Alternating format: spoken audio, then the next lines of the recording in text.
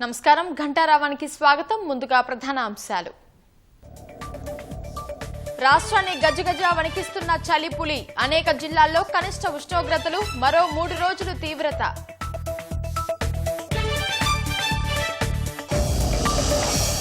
ప్రాజెక్టులపై ప్రభుత్వానికి పట్టింపు లేదన్న బీఆర్ఎస్. రేపు ఉద్యమ కార్యాచరణ ప్రకటించనున్న కేసీఆర్.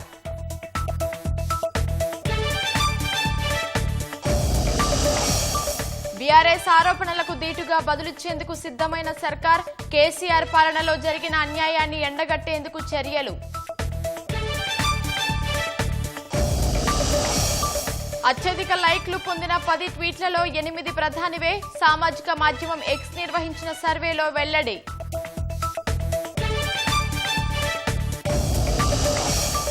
యూఏఈలో దంచుకొడుతున్న వర్షాలు. దుబాయ్ సహా అనేక ప్రాంతాల్లో జనజీవనం అస్తవ్యస్తం.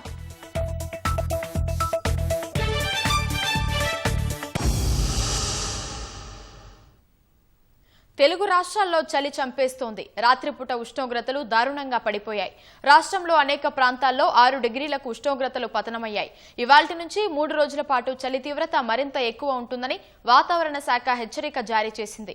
అటు ఆంధ్రప్రదేశ్లోని ఏజెన్సీ ప్రాంతాల్లోనూ కనిష్ట ఉష్ణోగ్రతలు 4 డిగ్రీలకు పడిపోయాయి.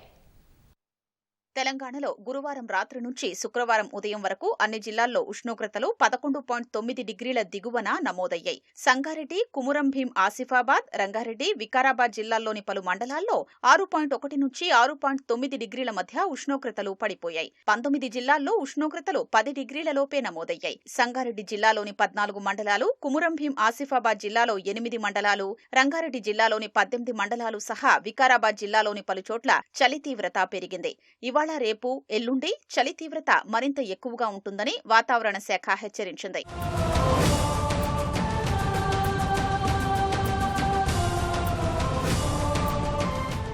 తెలుగు రాష్ట్రాలు చలితో గజగజ వణుకుతున్నాయి. ఆంధ్రప్రదేశ్లోని ఏజెన్సీతో పాటు మైదాన ప్రాంతాల్లో రాత్రి ఉష్ణోగ్రతలు పడిపోతున్నాయి. గురువారం రాత్రి అల్లూరి సీతారామరాజు జిల్లా డుంబ్రిగూడలో అత్యల్పంగా 4.4 డిగ్రీల కనిష్ట ఉష్ణోగ్రత నమోదైంది. అదే జిల్లాలోని ముంచంగిపుట్టులో 4.6, జీ మాడుగులలో 4.7, అరకులో 4.9 డిగ్రీల ఉష్ణోగ్రతలు నమోదయ్యాయి. అల్లూరి సీతారామరాజు, పార్వతీపురం మన్యం, శ్రీ సత్యసాయి, కర్నూలు, అనంతపురం, అన్నమయ్య, ప్రకాశం, చిత్తూరు జిల్లాల్లో కనిష్ట ఉష్ణోగ్రతలు 12 డిగ్రీల లోపే ఉన్నట్లు వాతావరణ శాఖ పేర్కొంది.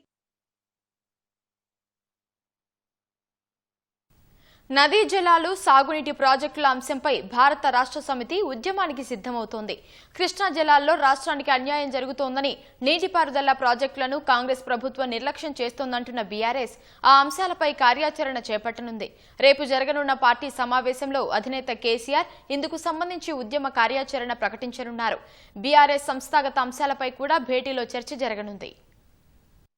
కృష్ణా గోదావరి జలాల అంశంతో పాటు సాగునీటి ప్రాజెక్టుల విషయంలో పోరుకు ప్రధాన ప్రతిపక్షం బీఆర్ఎస్ సిద్ధమవుతోంది. అందులో భాగంగా ఉద్యమ కార్యాచరణ చేపట్టనుంది. నదీ జలాలు, ప్రాజెక్టుల అంశాలపై ఉద్యమాన్ని ఖరారు చేసేందుకు భారత రాష్ట్ర సమితి కీలక సమావేశం రేపు జరగనుంది. హైదరాబాద్లోని తెలంగాణ భవన్ వేదికగా పార్టీ శాసనసభాపక్షం, రాష్ట్ర కార్యవర్గం భేటీ కానుంది. పార్టీ అధినేత కేసీఆర్ నేతృత్వంలో జరగనున్న సమావేశానికి ఎంపీలు, ఎమ్మెల్యేలు, ఎమ్మెల్సీలతో పాటు రాష్ట్ర కార్యవర్గ సభ్యులు హాజరు కానున్నారు. కృష్ణా గోదావరి నదీ జలాల్లో తెలంగాణకు అన్యాయం జరుగుతోందని, కేసీఆర్ హయాంలో చేపట్టిన నీటిపారుదల ప్రాజెక్టులను కాంగ్రెస్ ప్రభుత్వం నిర్లక్ష్యం చేస్తోందని అంటున్న బీఆర్ఎస్ ఇందుకు సంబంధించిన అంశాలపై రేపటి సమావేశంలో చర్చించనుంది. నదీ జలాలను ఆంధ్రప్రదేశ్ ప్రభుత్వం కొల్లగొడుతున్నప్పటికీ అడ్డుకునే విషయంలో కాంగ్రెస్ సర్కార్ విఫలమైందని, ఈ సందర్భంలో తెలంగాణ ప్రజలు, రైతాంగ సాగునీటి హక్కులను కాపాడుకునేందుకు మరో ప్రజా ఉద్యమం తప్పదని గులాబీ పార్టీ అంటోంది. అందులో భాగంగా నిర్మించబోయే ప్రజా ఉద్యమాలకు సంబంధించి పార్టీ విస్తృత స్థాయి సమావేశంలో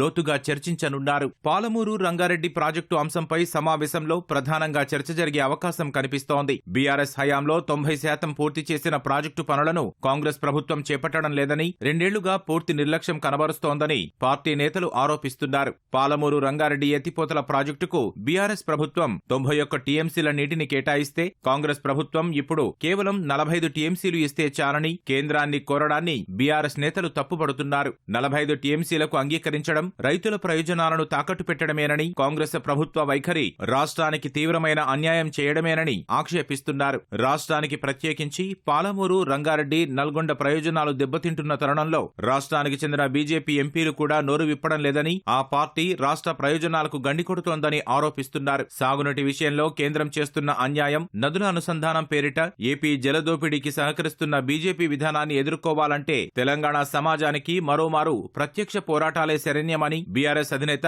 కేసీఆర్ భావిస్తున్నారు. బీఆర్ఎస్ ప్రభుత్వం మళ్లీ వచ్చి ఉంటే పాలమూరు రంగారెడ్డి ఎత్తిపోతల నుంచి ఇప్పటికే నీళ్లు వచ్చేవని నేతలు చెబుతున్నారు. ఈ పరిస్థితుల్లో ఉద్యమ స్వరూపానికి శ్రీకారం చుట్టనున్నట్లు బీఆర్ఎస్ తెలిపింది. సాగునీటి ప్రాజెక్టుల నిర్వహణ, పాలమూరు రంగారెడ్డి ఎత్తిపోతల నిర్మాణం, జలాల కేటాయింపు, ఏపీ జలదోపిడీపై పోరాడేందుకు రేపటి సమావేశంలో కార్యాచరణ ఖరారు చేయనున్నట్లు నేతలు తెలిపారు.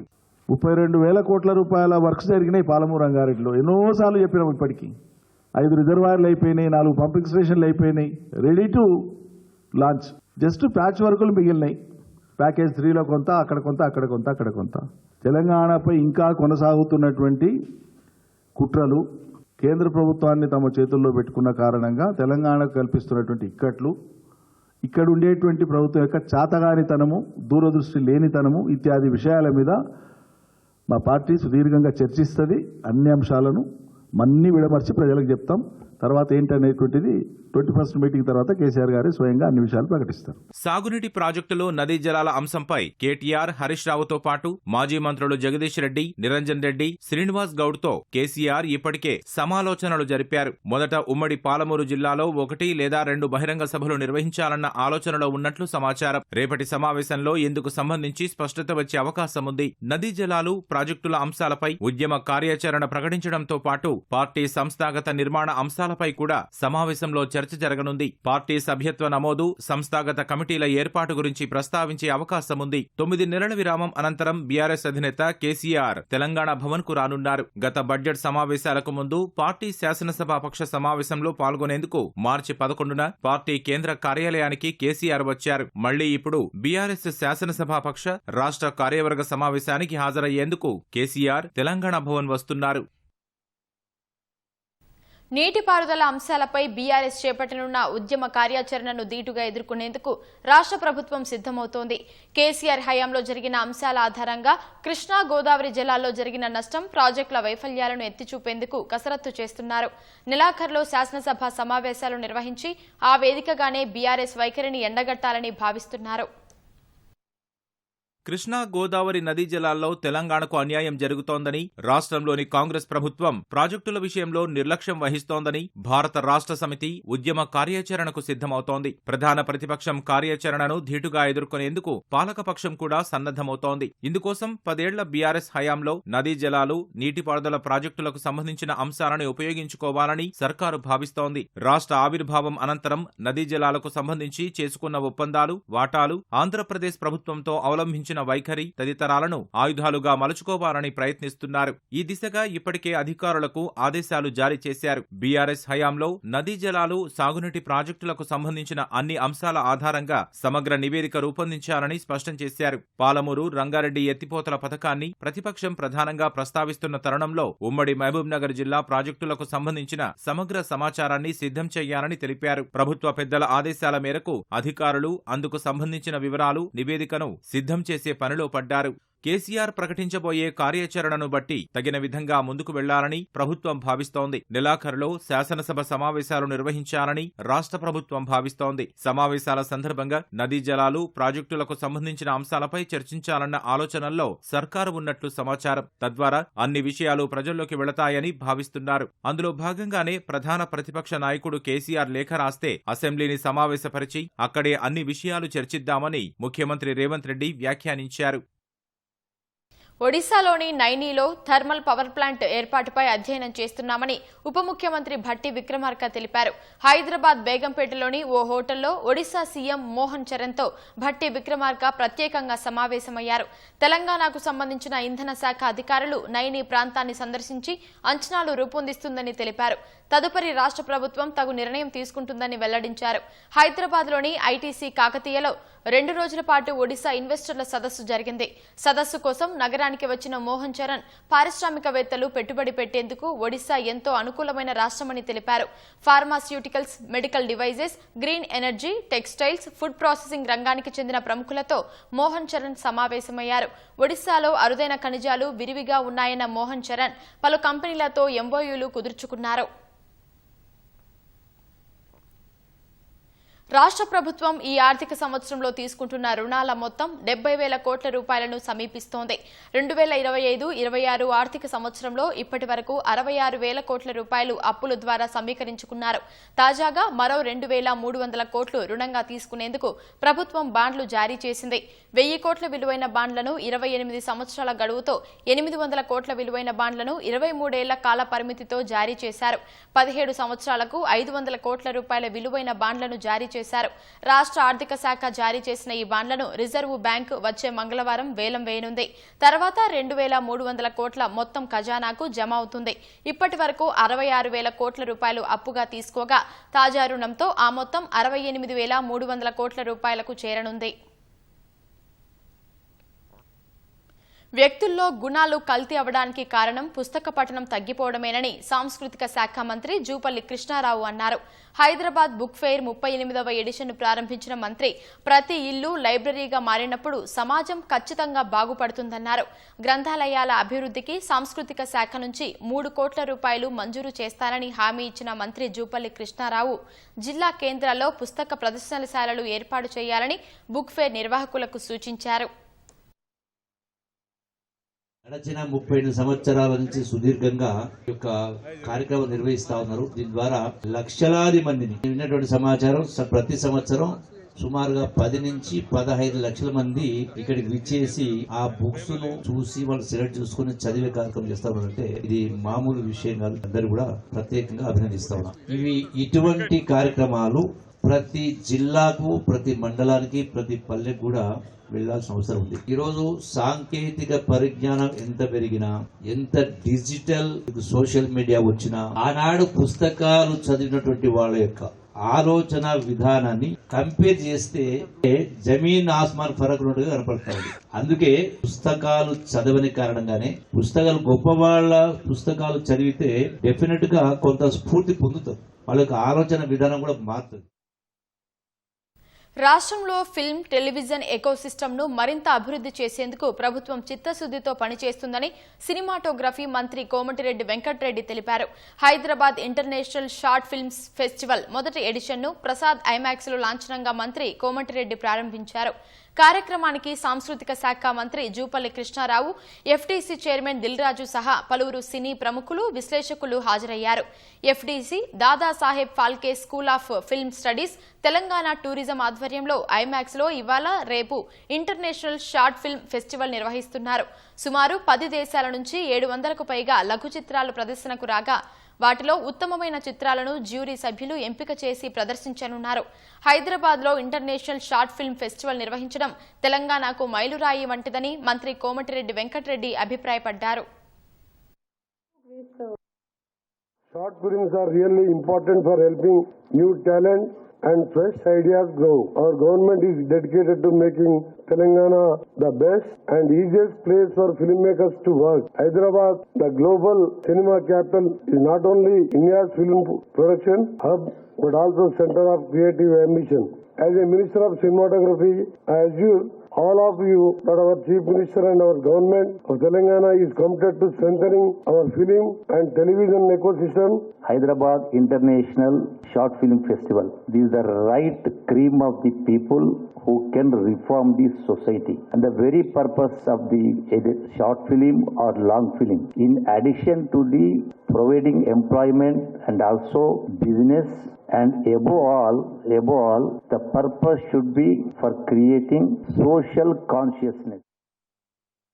రంగారెడ్డి జిల్లా శేరిలింగంపల్లి మండలం అల్లాపూర్లోని సున్నం చెరువుకు సంబంధించిన భూ వివాదాలపై సమగ్ర విచారణ జరపాలని ప్రత్యేక అధికారిని హైకోర్టు ఆదేశించింది. కోర్టు ఆదేశాల మేరకు ప్రభుత్వం ఇప్పటికే విచారణ అధికారిని ప్రత్యేకంగా నియమించింది.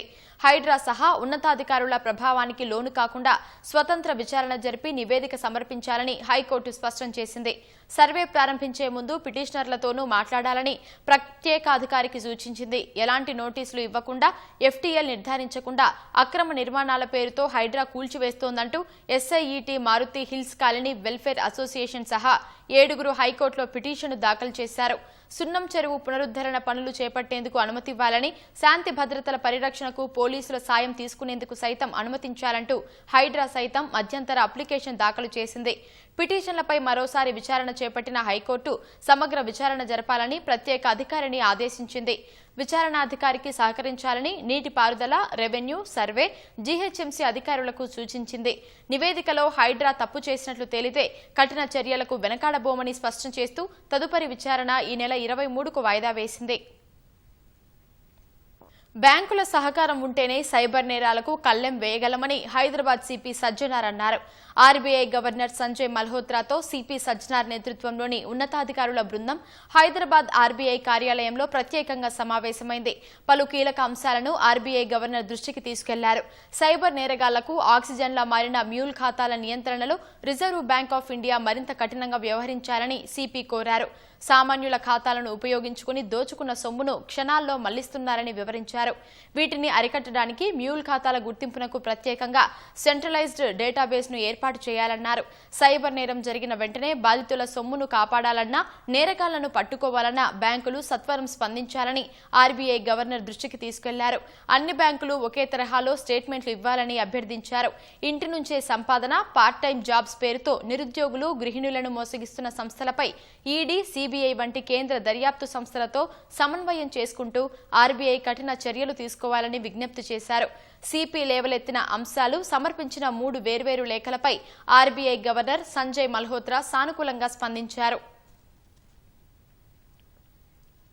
సంచలనం సృష్టించిన ఫోన్ అక్రమ ట్యాపింగ్ కేసులో హైదరాబాద్ సిపి సజ్జనార్ ఆధ్వర్యంలో ఏర్పాటైన ప్రత్యేక సిట్ బృందం పనిని ప్రారంభించింది.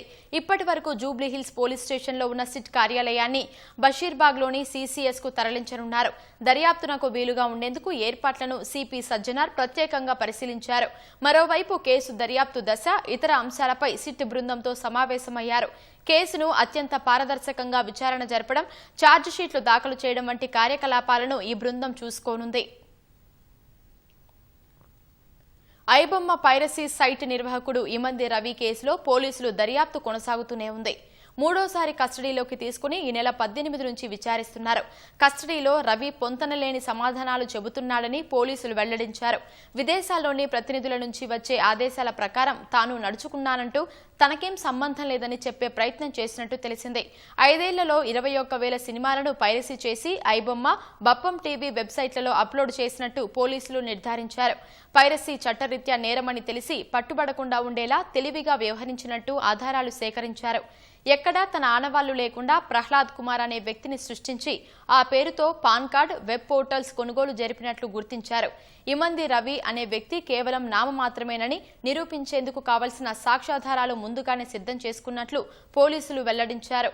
ఎలాంటి సాక్ష్యాధారాలు లేకపోవడంతో తాను తేలికగా బయటకు వస్తానని రవి ధీమాగా ఉన్నాడు. ప్రస్తుతం బ్యాంకులో నగదు ఫ్రీజ్ కావటం బయటకు వచ్చేందుకు ఎట్నుంచి సహకారం అందక విలవిల్లాడుతున్నట్టు సమాచారం. తాళం వేసి ఉన్న ఇంట్లో చోరీలు చేస్తున్న నేరస్తుడి వరంగల్ పోలీసులు అరెస్టు చేశారు. నిందితుడి నుంచి 5 లక్షల విలువ చేసే బంగారు ఆభరణాలు, 40,000, ఓ సెల్ ఫోన్ను స్వాధీనం చేసుకున్నారు. ఆసిఫాబాద్ జిల్లాకు చెందిన రంజిత్ జల్సాలకు అలవాటు పడి దొంగతనాలు చేస్తున్నట్లు పోలీసులు తెలిపారు. మంచిర్యాలలో ఓ చోరీ కేసులో జైలు శిక్ష అనుభవించిన నిందితుడు అక్కడ నుంచి వరంగల్కు మకాం మార్చినట్లు తెలిపారు. గత వారం నగరంలోని వెంకటేశ్వర కాలనీలో తాళం వేసి ఉన్న ఓ ఇంట్లో చోరీకి పాల్పడినట్లు పోలీసులు వెల్లడించారు. అయితే ఈ కేసులో 4 తులాల బంగారు ఆభరణాలు అపహరణకు గురైతే 25 తులాల బంగారం పోయిందని ఫిర్యాదుదారు చెప్పడం చర్చనీయాంశంగా అయింది. నగదు, బంగారు ఆభరణాలు ఎంత పోయాయో అంతే చెప్పాలని, పోయినదానికన్నా ఎక్కువ చెప్పిన వారిపైన చట్టపరమైన చర్యలుంటాయని సెంట్రల్ జోన్ డీసీపీ కవిత హెచ్చరించారు. కేంద్ర ఆర్థిక మంత్రి నిర్మలా సీతారామన్ వచ్చే వార్షిక బడ్జెట్ను ఆదివారం ప్రవేశపెట్టనున్నట్టు తెలుస్తోంది. కేంద్ర ప్రభుత్వం 2017 నుంచి ఫిబ్రవరి 1న ఆర్థిక పద్దు ప్రవేశపెడుతోంది. వచ్చే ఏడాది ఆ ఆనవాయితీ కొనసాగించాలనుకుంటే ఆ రోజు ఆదివారం అవుతుంది. ఈ విషయమై పార్లమెంటరీ వ్యవహారాల మంత్రి కిరణ్ రిజిజును ప్రశ్నించగా ఇలాంటి నిర్ణయాలను పార్లమెంటు వ్యవహారాల కేబినెట్ కమిటీ తీసుకుంటుందని బదులిచ్చారు. ఇప్పటి వరకు కోవిడ్ మహమ్మారి విజృంభణ వంటి కొన్ని ప్రత్యేక పరిస్థితుల్లోనే పార్లమెంటు ఆదివారం సమావేశమైంది. 2017కు ముందు ప్రతి ఏటా ఫిబ్రవరి చివరి రోజున బడ్జెట్ను ప్రవేశపెట్టేవారు. ప్రధాని నరేంద్ర మోదీ సోషల్ మీడియాలో ఎప్పుడూ చురుకుగా ఉంటారు. విదేశాల సందర్శనలు, ప్రభుత్వ కార్యకలాపాలకు సంబంధించిన విషయాలను ఎక్స్లో పంచుకుంటారు. తాజాగా ఎక్స్ నిర్వహించిన మోస్ట్ లైక్డ్ సర్వేలో మోదీ హవా కొనసాగుతోంది. గత 30 రోజుల్లో భారత్లో అత్యధిక లైక్లు పొందిన 10 ట్వీట్లలో 8 ట్వీట్లు ప్రధానివే ఉన్నట్లు సోషల్ మీడియా సంస్థ వెల్లడించింది. వీటిలో రష్యా అధ్యక్షుడు పుతిన్ భారత పర్యటనకు వచ్చినప్పుడు ఆయనకు ప్రధాని భగవద్గీత రష్యా ఎడిషన్ను బహుమతిగా ఇచ్చిన పోస్టు 6.7 మిలియన్ల వ్యూస్, 2 లక్షలకు పైగా లైకులతో మొదటి స్థానంలో ఉంది. మిగిలిన స్థానాల్లో పుతిన్ పర్యటనకు సంబంధించిన 2 పోస్టులు, వేదమూర్తి దేవవ్రత్ గురించి చేసిన పోస్టు, అయోధ్యలో ధ్వజారోహణ పోస్టు, ఆస్ట్రేలియా ప్రధాని ఆల్బనీస్కు వివాహ శుభాకాంక్షలు చెప్పిన పోస్టు ఉన్నాయి. T20 ప్రపంచకప్లో భారత అంధ మహిళల క్రికెట్ జట్టు విజయం సాధించిన పోస్టు, ప్రధాని ఒమన్కు వెళ్లినప్పుడు అక్కడి ప్రభుత్వం ఆయనకు అత్యున్నత పురస్కారం అందించిన పోస్టు ఉన్నాయి.